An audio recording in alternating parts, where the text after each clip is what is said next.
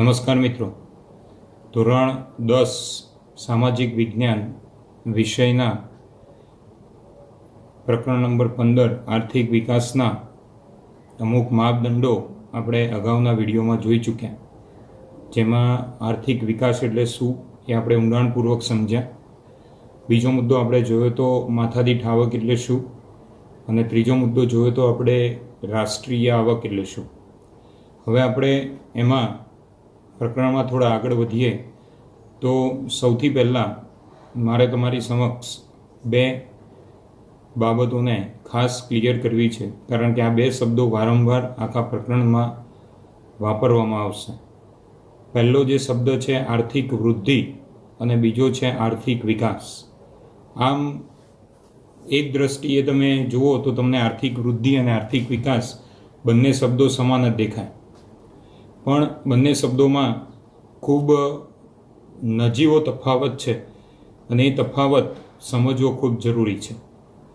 આર્થિક વૃદ્ધિ અને આર્થિક વિકાસ આ બે બાબતોને સમજતા પહેલાં આપણે બે બીજા મુદ્દાઓને સમજવા પડશે, અને એ છે વિકસિત દેશો અને બીજા છે વિકાસશીલ દેશો.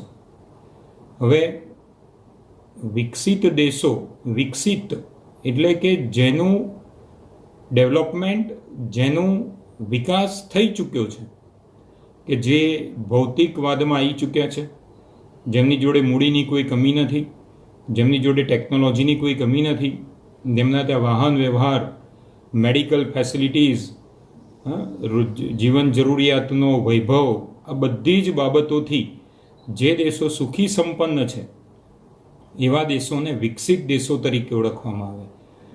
કે એ લોકો અત્યારે વિકાસની જે હરણફાળ છે એમાં અત્યારે એ લોકો ટોપ પર છે.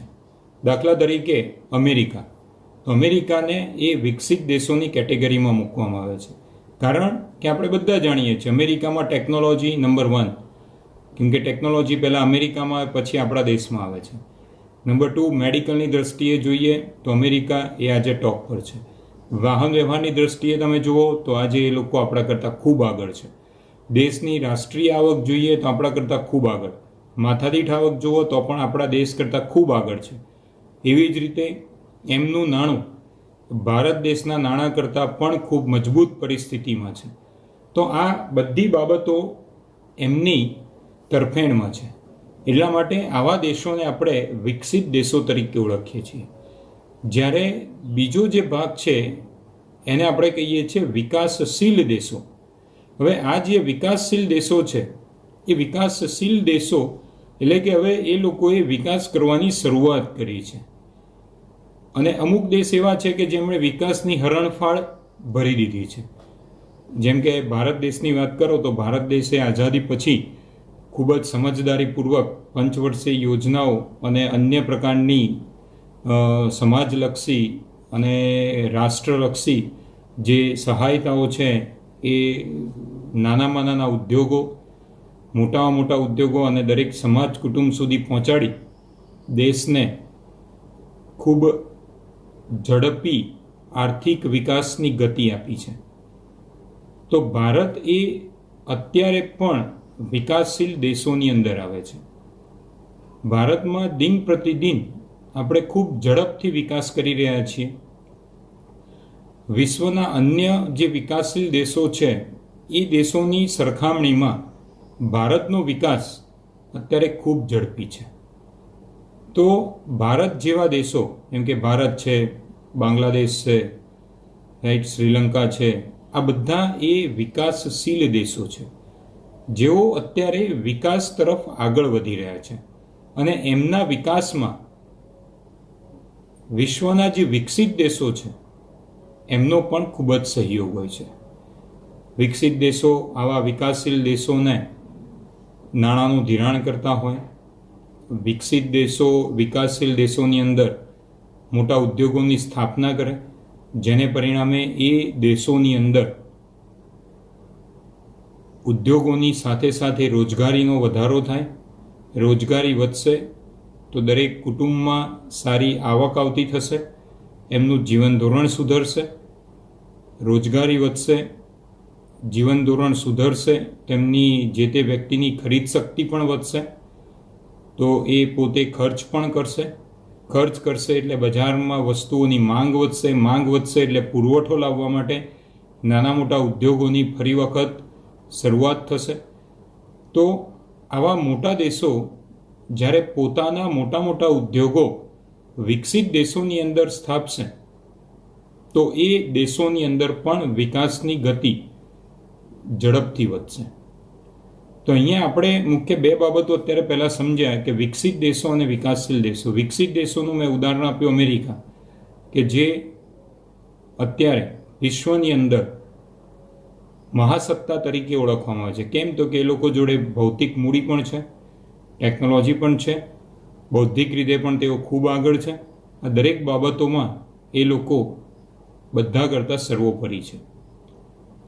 જ્યારે વિકાસશીલ દેશો કે એ એવા દેશો છે કે જે ધીમે ધીમે પોતાના દેશનો અને પોતાની આર્થિક પરિસ્થિતિનો, પોતાના અર્થતંત્રનો ધીમે ધીમે સુધારો અને વિકાસ કરી રહ્યા છે. હવે જો એનાથી આપણે આગળ વધીએ તો જે આપણો મુખ્ય મુદ્દો મેં તમને હમણાં ચર્ચા કરીએ કે આર્થિક વૃદ્ધિ અને આર્થિક વિકાસ એટલે શું, તો મેં તમને કીધું એમ કે આ બે વચ્ચે બહુ નાનકડો તફાવત છે. હું આર્થિક વૃદ્ધિની વાત કરું તો આર્થિક વૃદ્ધિ એ વિકસિત દેશો સાથે સંકળાયેલો શબ્દ છે. વિકસિત દેશોની આર્થિક પરિસ્થિતિમાં જે વધારો થાય છે એને આર્થિક વૃદ્ધિ કહેવાય છે. કેમ કે એમની તો ઓલરેડી એમની જોડે મૂડી છે અને એ મૂડીમાં વધારો થાય તો એને વૃદ્ધિ કહેવાય. તો વિકસિત દેશોની આર્થિક પરિસ્થિતિમાં જે સુધારો થાય એને આર્થિક વૃદ્ધિ કહેવાય. જ્યારે વિકાસશીલ દેશોની આર્થિક પરિસ્થિતિમાં સુધારો થાય તેને આર્થિક વિકાસ કહેવાય છે.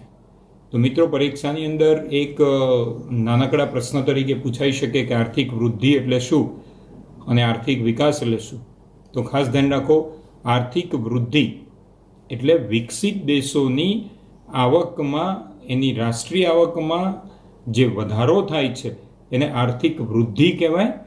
જ્યારે વિકાસશીલ દેશોની આર્થિક પરિસ્થિતિમાં જે સુધારો થાય તેને આર્થિક વિકાસ કહેવાય છે. આમ આર્થિક વૃદ્ધિ અને આર્થિક વિકાસ આ બે મુદ્દાની સાથે સાથે આપણે બીજા બે મુદ્દા પણ સમજ્યા કે વિકસિત દેશો અને વિકાસશીલ દેશો. વિકસિત દેશો મેં તમને કીધું એમ કે જે લોકો પોતાના દેશને સમૃદ્ધ બનાવી ચૂક્યા છે, વિશ્વની તમામ પ્રકારની ભૌતિક સુવિધાઓ તેમની જોડે છે, તેઓ મૂડીપ્રધાન દેશો છે, એ બધા વિકસિત દેશો છે. અને વિકાસશીલ દેશો કે જે દેશ પોતાની રીતે વિકસિત દેશોની સહાયતા લઈ પોતાના દેશના અર્થતંત્રને મજબૂત બનાવવા માટે, ઉદ્યોગોમાં વધારો કરવા માટે, ઉદ્યોગોને વધુ મજબૂત બનાવવા માટે પ્રયત્નો કરી રહ્યા છે, એવા દેશોને આપણે વિકાસશીલ દેશો તરીકે ઓળખીએ છીએ. તો આ મુદ્દો અહીંયા આપણે પૂર્ણ કરીએ કે ભાઈ આર્થિક વૃદ્ધિ, આર્થિક વિકાસ એટલે શું, વિકસિત દેશો અને વિકાસશીલ દેશો એટલે શું.